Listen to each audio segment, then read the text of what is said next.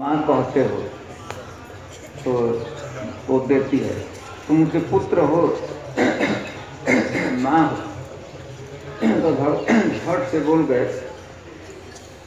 पहले तो उसके बाद संकोच हो रहा था स्त्री को कि कैसे मैं कहूँ कि हमको माँ कहो। तो तुम माँ कहती हो, माँ कहते हो और उनके गोद में बैठते हो, इसीलिए वो देती हैं।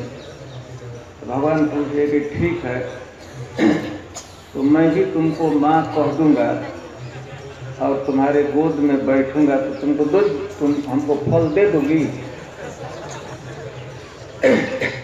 यह कहते हैं जो सुनी असुर से नेत्रों से सोचे थे कि मैं अछूत जाति की हूँ, सबर जाति की हूँ, मैं कैसे इस बच्चे को स्पर्श कर अपने गोद में बैठा हूँ।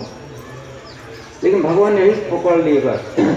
तुम कहती हो कि माँ हम जसोदा हमको माँ हमारी देती है, उसको माँ कहता हूँ, उसके गोद में बैठता हूँ, तो मैं तुम्हारे गोद में बैठ जाऊँगा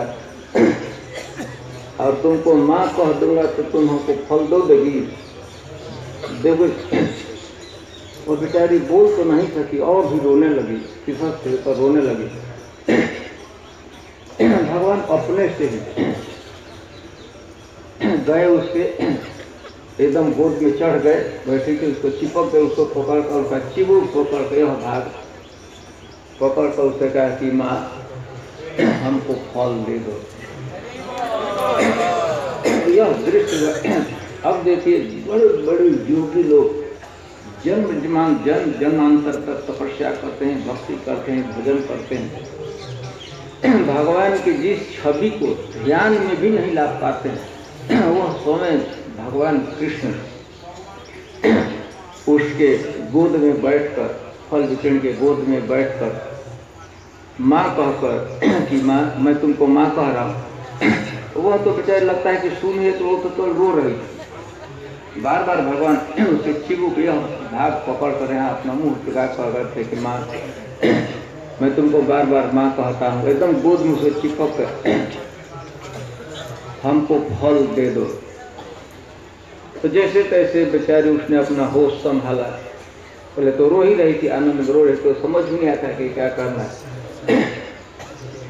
उसके बाद भगवान खड़े हो गए, कही कि हाँ बेटा मैं तुमको फल दूँ। तो भगवान पुनः खड़े, दोनों हाथ ऐसे कर कर, तो फल विक्रयणी सबर भिलनी बैठी थी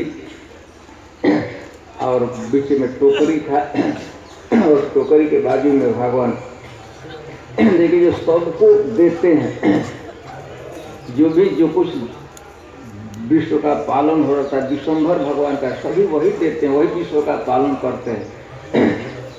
तपस्या का फल जो कोई हमको देते हैं, लेकिन वही भगवान हाथ जोड़कर लक्ष्मीपति उसके सामने फल के लिए याचना करे।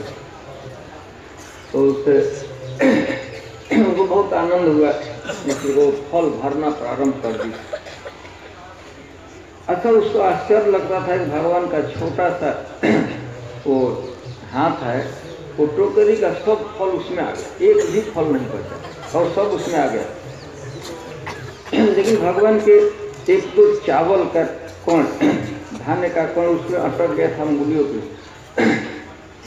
तो एक गिरा और ऊपर से तो चावल ही गिरता था, लेकिन नीचे गिरते ही एकदम जवाहरात, सोना, चांदी, रत्न के रूप में प्रकट हो गया। और देखते देखते सभी फल भगवान में के हाथ में आ गए और उसका टोकरी रत्नों से भर गया। इसके बाद भगवान फल लिए और फल लेकर वो चले गए। कहीं कहीं ऐसा लिखा गया है कि उस समय उसको थोड़ा सा एक दो ही रत्न उसमें दिखाई पड़ा, लेकिन उसको बहुत आनंद हुआ। पहले तो भगवान को देखी थी इस रूप में। तो इस तरह भगवान फल विक्रयणी पर, इसी नंद का गोकुल में भगवान की लीला हुई थी, मधुर लीला हुई थी, फल विक्रयणी। इसके बाद जब घर गई तो ऐसे भार नहीं बढ़ा था टोकरी का, लेकिन जहाँ पर घर गई शाम के समय लौटी तो उसको तो अब चलने में भी रास्ता भी पता नहीं होता था। जब इतना आनंद में थी, भगवान का उसने स्पर्श किया था, भगवान से बातचीत किया था, भगवान को फल दिया था, आनंद में रास्ता भी लौटने का था। किधर लौटी? शाम के समय जब सूर्यास्त हो रहा, अंधेरा हो रहा था, तो लौटी। जब टोकरी रखा तो उनका वहाँ तो दीपक की व्यवस्था नहीं थी, गरीब के घरों में दीपक भी नहीं, अंधेरा था। वहाँ पर टोकरी रखी तो पूरा जो झोपड़ी था, घास का घर था, इल्यूमिनेटेड हो रहा था। अब दीपक की जरूरत उसी से प्रकाश देने की। तो यह लीला भगवान के इसी स्थान पर, इसी स्थान में गोकुल, जहाँ आपने उखल बंधन देखा, और यहाँ तक इसी बीच में घटना घटी थी। फल विक्रिणी पर भगवान की यह अतिशय कृपा हुई थी।